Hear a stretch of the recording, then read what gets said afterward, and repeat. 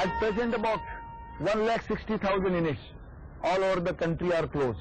Out of this, about 1,000 are the big units, others are small units. And total capital of the bank is cheated is about 6,000 crores. The workers who lost the job is about 1 crore. And government is not giving this figure. This is a very serious things going on in this country. Of those cases which are being nursed by us, at least half of those are such where the units have revived. In some cases, the recovery has not been good, and there are no chances of revival unless and until there is a radical change in the policy of the government. In a sick organization, there are hundreds of things that are crying out for remedy but are not being remedied, including something as simple as cleaning up the floor. There's a lot of dirt lying around, or mountains of scrap are there, and nobody has done anything about this. So all you need to do really is to identify maybe 4 or 5 such items that can be done with some planning, some initiative, some persistence, and the success is there. This is how the company had gone sick, and we did not know, the officers as well as the labor, whether it will be revived, whether they will be paid their salaries or their funds. As you see, we had so many statutory liabilities. You start running a race. When you start running a race, you think you are going to win. If you say, I am not going to win, I am going to lose, then you are lost it. Already you are lost the race. This is what I told them. Like a doctor gives different medicine to different patients, like that. But I am sure many of these industries can be right, but those which cannot be right, better to close them. Most of our industries have lost their competitive edge, arising out of a series of wrong steps that we have taken, both countrywide and industry-wide. We have lost out in terms of quality, in terms of productivity, and in terms of cost competitiveness. But I think the exercise that we are doing in SAIL would be serve as a good example, as a good model for the rest of the industries. To that extent, I think all of you should follow with interest the experiments that are going on in SAIL, and maybe that the solutions for each of one of the other industries may be different. You don't have a ready-made solution to it. But at least the methods adopted in SAIL in this turnaround strategy, the various procedures that we have followed, would be of great benefit to the rest of the industry in India.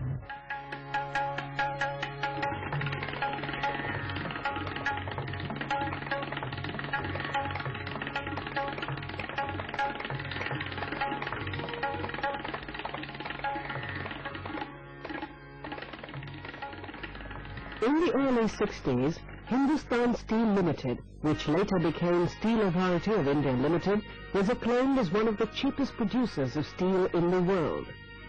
Capacity utilization was excellent and manpower productivity high. However, even before the initial advantages could be fully reaped, slippages began. Technology was not updated. Capacity utilization dropped. Product quality deteriorated. The morale of the workers declined. The image of the company suffered. Under such circumstances, let us see how turnaround was achieved in the Steel Authority of India Limited by focusing on development of human resources. The general feature in till about 1985 that the first shift man will leave his workplace 20-30 minutes ahead of the time to wash up his hands and get ready to leave.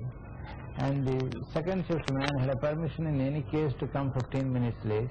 And then by the time he settles down to work, there is a gap of nearly 1 hour between the closure of work in one shift and the start of work by the new operator in the second shift. This is certainly something which is a wasteful practice, which cannot be tolerated in any process plant. So we lost tremendous amount of production and costs arising out of this bad practice. This is a bad practice. It has come over a long period of time. People imagine that it's a done thing. So when you want to go and change that practice and get the next second shift man to come a few minutes in advance, and then the man-to-man relief has to take place, it causes certain amount of inconvenience to the people, and particularly when you want to change them from an established practice. And the second thing is that because of the unscheduled absenteeism, unauthorized absenteeism, and for a variety of reasons, and particularly during the holiday seasons, during the summer season, how to beat this situation? Because when we are in a key position like the crane operators and the oven car operators and all that, if there is a heavy absenteeism, the production suffers. So we have to go through a massive exercise of education of people that their holidays should be planned so that at any given time we do not have excessive absenteeism. And because of this and variety of other reasons, we have bad practice of paying people overtime. We have to change that culture, which is really means that at that point of time in 1984, our overtime budget was about 45 crores. To go and stop this payment because it brought in its wake a number of other associated wrong things. So when you have to tell people that we are not going to pay overtime and people will have to be present in their work spot and during the working hours they should do what they are expected to do, it's again a cultural change. I don't think that many organizations in this country has today been able to say that they have been able to eliminate overtime. In SAIL we have eliminated overtime without much of a fuss from the employees. This required a tremendous amount of education. In short, I think basically our emphasis has been to develop the human resources, their attitudes and the belief that that we have to work to a greater discipline, both the personal discipline, the technological discipline and the organizational discipline has got to improve.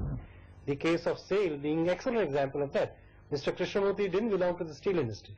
All his life he had been BHEL and Maruti. He went into steel, which he didn't know that much. And he spent 5 months trying to understand the organization. He talked to 25,000 persons, individually and in groups. Then only the turnaround strategy began to be clear to him. And that is the turnaround strategy he tried to implement with the help of his staff. So, learning is a terribly important part of turnaround strategy. Never develop a turnaround strategy without an adequate diagnosis and learning based on action. All this process of change, which I must admit has caused a certain amount of inconvenience to the employees, has been brought about without any trade union leader murmuring about it. But on the other hand, in many ways they actively cooperated with our things because they thought that this is not something which we are doing for the benefit of one section of the employees. It's not just the management is taking it easy and making the workers make the sacrifice. When they found that the entire organization is geared for a change and this is all for the benefit of the country, the benefit of the future employment of their members, I think they all cooperated. The only problem that we have to tackle is that how to sustain the type of interest and enthusiasm and the discipline that we have been able to generate during the last 3-4 years. Two things are very important. A continuity in management is very important. This is where a private sector scores. When you talk of the Tata's organization, the managing director stays on for 30 years and 40 years, and there is a continuous policy that is being followed. So this is where I think we have to safeguard this time to see the top management of SAIL, which is today committed to seeing this whole program to continue over a longer period of time and be able to direct the operation. The Neyveli Lignite Corporation was conceived in the 1950s as a large integrated industrial complex. The project, however, got into trouble right from the very beginning. There were serious technological and logistical problems in lignite mining which had their consequential effects on the other projects dependent on lignite as their basic raw material. The overall capacity was grossly underutilized. Mr. G.L. Tandon chalked out the initial turnaround strategy. Mr. M.P. Narayanan, who later succeeded him, also worked out a turnaround strategy for NLC. It focused mainly on two aspects. The first was to improve capacity utilization, and the second was to reorganize labor and improve management practices. Let us see how this strategy was put into operation. Well, one problem was, you see, I had to face with the labor because I found that every year they had this ritual of stoppage of 2 to 3 days near about the Diwali bonus, when they would stop the work and then extract an agreement from the management and get some additional money.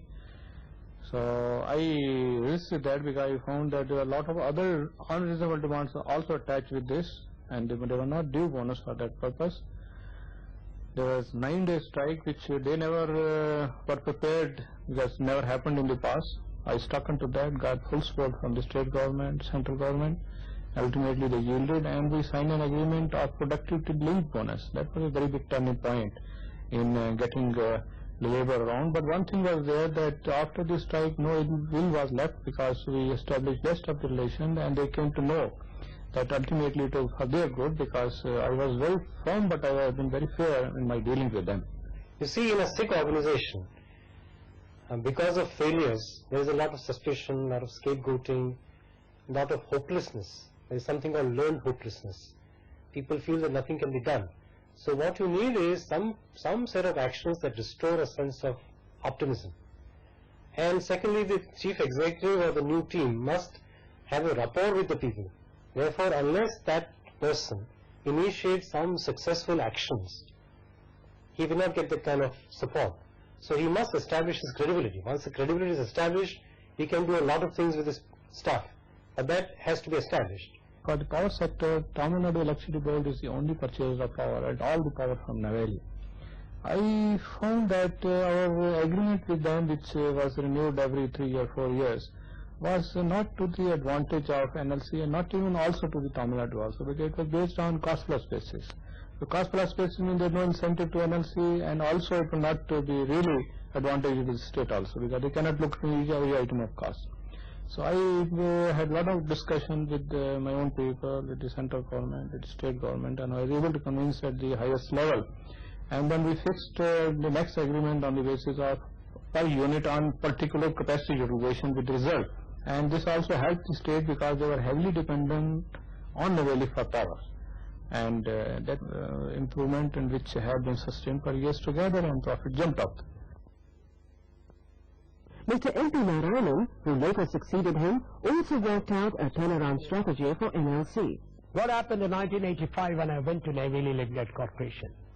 There are two problems in that company. One, 3 power stations, 210 megawatt power station. They are getting delayed and delayed, some or other, some reason. Then also there was a case of an agreement to be entered into with the Tamil Nadu Electricity Board, which also, unfortunately, for some reason or the other, valid or not valid, was not coming through. And there was sort of it was an irritant, so for the relationship between Neyveli and the state government was concerned. Well, this is the background with which I went. There again, production was not my problem. Production was okay. Now, what did I do there? I addressed the officers and also the representatives of the companies. What did I find? Officers are good, officers are individually competent, but there was really the lack of a cohesive factor, bring them together. I said, let us go into these cases. Now the supply is concerned, there are about 6 major people are involved in it. Each one of the chap was so confident about the failure of the other chap, or a possible failure. He always could take advantage of that, and always could justify as to how correct he has been. Everyone had enough documents to say that you can't hang me. If you want to hang, hang somebody else. Not one of them could tell me, yes sir, the job would be done. We have great difficulty dealing interpersonally. We can't confront easily. We may confront in a big flare, but otherwise we tend to criticize each other behind our backs.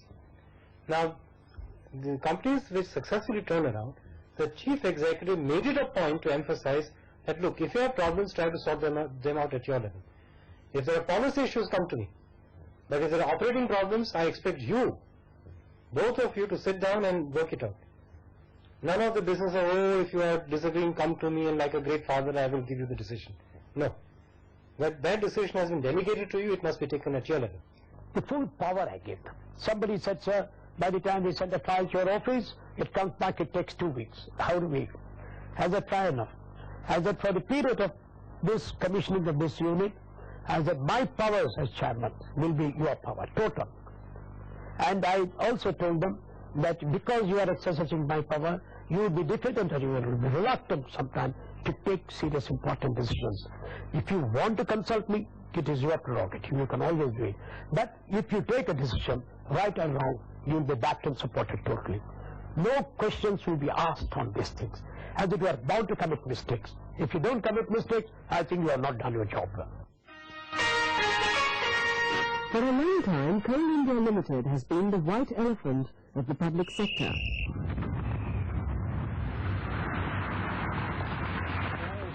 There were basically two things wrong: men and machines. On the first front was the dominance of the local mafia, which controlled the labour, and the company was almost in its clutches. On the second front was the problem of efficient utilization of nearly 2,000 crore rupees worth of machinery. In this scenario, the success of any turnaround strategy required two things. Number one, support of the state and law machinery to break the mafia. And number two, efficient utilization of manpower. The strategy was once again devised by Mr. G.L. Tandon. Mafia, you know, Coal India is known, and coal industry, particularly Dhanbad area. Now here there are two things. One is on the law and order side, which state government and district authorities have to manage, so we have to have a very good rapport with them. Second is you have to improve your own organization, and if the people know that you are man of integrity, your organization is really strong and will not allow any corrupt practices or certain unscrupulous people to get into that. Certainly mafia can be broken, and this is what we did, and we were very, very strict, and that was stopped, and that's why we don't find Coal India for the last several years an incident which has been taking place in the past.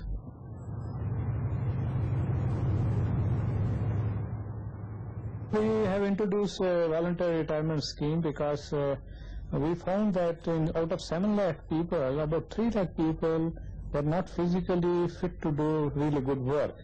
So later we put it computer and did the record, and when we did the record we found 3 lakh people needed to be removed, so we entered into agreement with the unions and we convinced the government also. So ultimately we were able to convince everyone, and we made them agree that the people should voluntarily retire, those who cannot do this physical work, with certain conditions of course put in.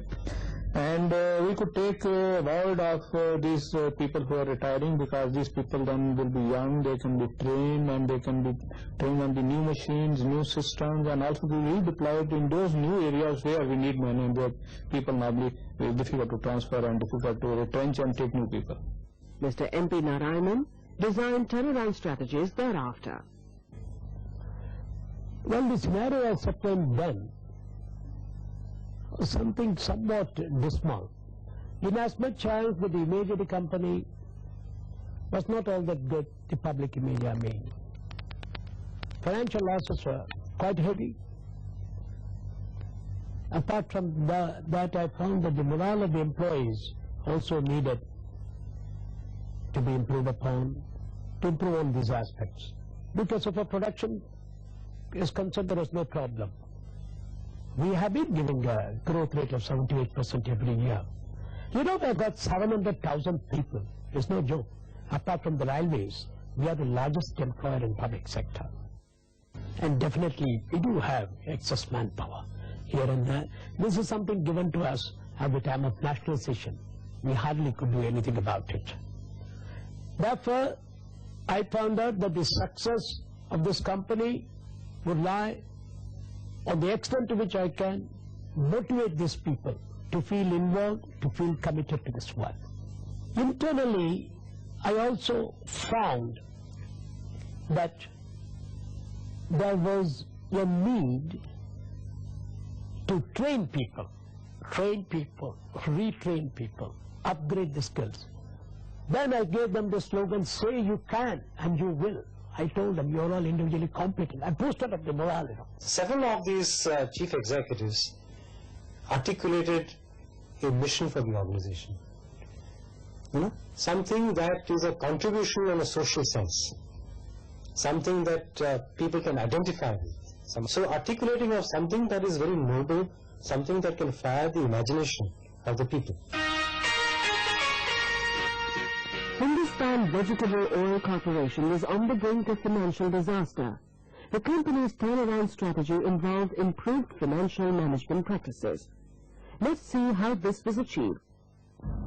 Market had no faith in us.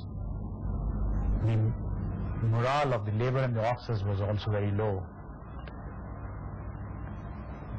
And we also owed money to STC, which supplied oil to us, because 7 crores of rupees had to be paid to them, 2 crores of rupees had to be paid to the government, and even the contractors for the projects, 22 crores had to be paid to them.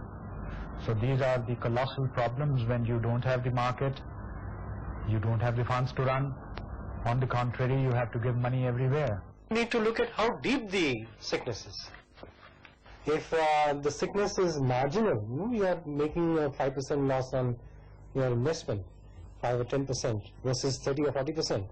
Then what you need is you refine your product mix, you alter your product mix here and there, you change your prices here and there, you follow the 80-20 rule, you cut costs here and there, and I think you will be over the hump. But if the sickness is very deep, then these cosmetics are not going to be enough. However, it was generated that the new management meant business, and we would make their payments, and therefore we started buying from the regular brokers in the Vanaspati market. The payments were delayed.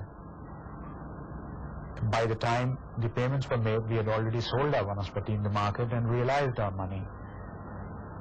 Maybe the net realization had gone down. That was one area. Secondly, whatever we were earning out of these sales proceeds, we were putting in the current account, so that the bank does not adjust against the irregularity. Let's say we had 2 crores, and on those 2 crores we saved about 18% interest, plus the irregularity came down also. Similarly, I borrowed from Maruti Udyog, who had a lot of funds with them, 10 crores of rupees at 14.5%, which they subsequently raised to 15%. So I was able to save about 3% interest that way, and the irregularity came down further by 10%. But the major factor which has contributed towards the turnaround of the company is the systems and procedures which we introduced. I'll give you an instance of Delhi. The company was paying 43 rupees per ton for the transportation of oil from STC's local installation to our factory in Sabzi Mandi. After the tender, I was able to get a considerably reduced price, that is from 43 rupees to 23 rupees per ton. We worked out for the whole year, the corporation should have saved 1 crore 25 lakhs only on this account. Then another area was tins, and we were paying a price of 5 rupees and 70 paise per tin. We tendered, we got a price of 5 rupees and 7 paise per tin. Taking into account the incidence of sales tax and excise duty, this should have made a difference of about 70-75 paise per tin. And if we were doing 3,000 or 4,000 tons, it should have, we needed about 20 lakhs tins per month. So basically, these were the new tendering procedures which saved the corporation a lot of money. And our formula for tinning also has remained the same till today.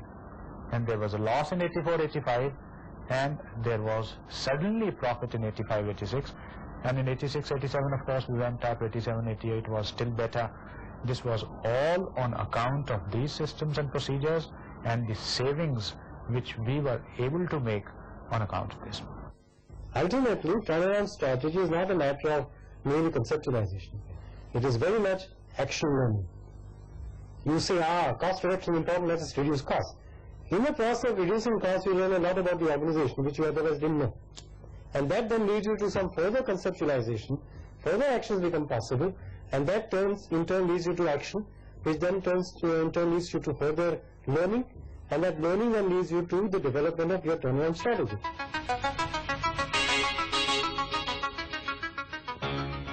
To help help sick units overcome their financial problems, financial corporations like Industrial Finance Corporation of India, Industrial Development Bank of India, Industrial Credit and Investment Corporation of India, and Industrial Reconstruction Bank of India look into the long-term and short-term capital needs.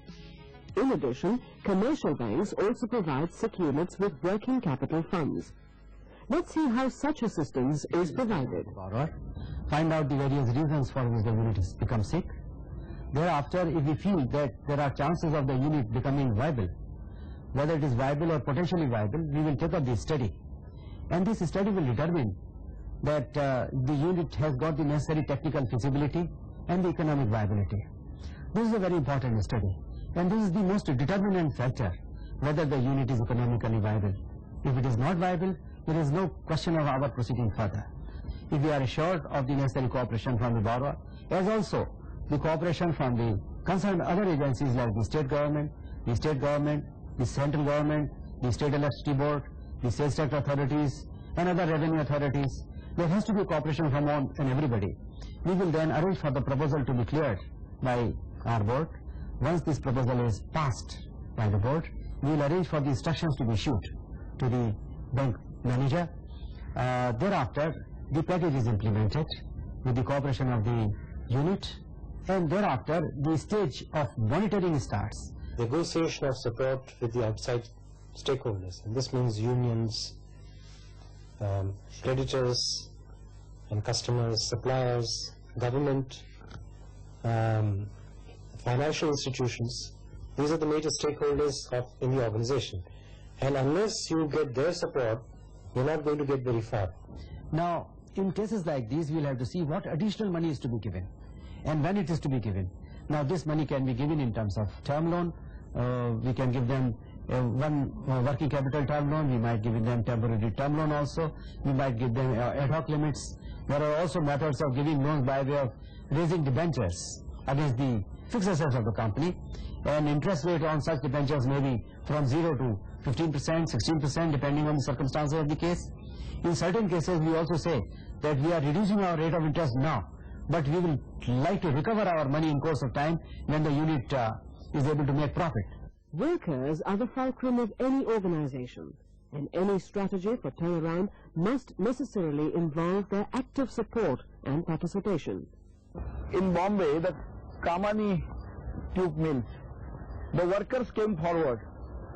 Fortunately, the unit is viable and is making lot of efforts to all government levels, High Court, Supreme Court. They succeeding in taking over that unit and throwing away this industrialist. And now they started the production. That is a good example to be cited. But there they will have to do a lot of sacrifice. In order to take undue advantage of the legal provisions meant for sick units, some unscrupulous managements deliberately create conditions of sickness through manipulation. Yeah. Prominent trade union leader Dr. Datta Samal comments. Industrialists are basically the trader. They are not having any concept towards the country, paying some regular dues, taxes, look after the workers, reducing the prices. That approach is not there with these particular big houses of the industries people. And keeping in the loss, they avoid the paying the taxes. They save the income tax. See, in spite of taking 200 crores loan every year by the Bombay textile mills in last 15 years, their contribution towards the income tax is nil. See, this shows how they are playing with the national economy. Now, when these people are making this unit sick, he is not supposed to take care of the labor laws. So, in order to get such type of concessions and loans and further draining and creating the black money, many industrialists are declaring this unit sick. Now, here we need the cooperation of the government. The government may, of course, have its own problems, but if an early decision is taken by the governments and all concerned who participate in the package, then sickness can be reduced to a great extent.